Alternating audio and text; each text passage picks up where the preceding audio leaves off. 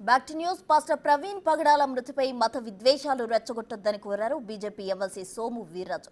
కూటమి ప్రభుత్వంలో నిజానిజాలు వెలికితీసి ఖచ్చితంగా న్యాయం చేస్తామన్నారు.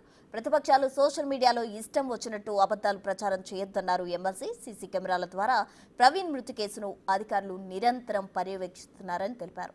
మత విద్వేషాలు రెచ్చగొట్టే ప్రతిపక్షం వలలో ప్రజలు పడొద్దని విజ్ఞప్తి చేశారు. ఏదైనా వారు మరణించారు, అందులో రాజమండ్రిలో మరణించారు. ఆ దృష్ట్యా దీని మీద ప్రభుత్వం వివిధ కోణాల నుంచి దీని మీద దర్యాప్తు జరుగుతుంది.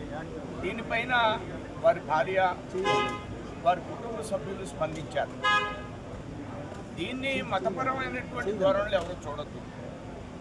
అలానే దీని మీద మీరు వ్యతిరేకమైన ప్రచారం ప్రభుత్వానికి చేయడం మూలంగా కొన్ని ఇబ్బందికరమైనటువంటి పరిస్థితులు వస్తాయి. కాబట్టి ప్రభుత్వం మీద మాకు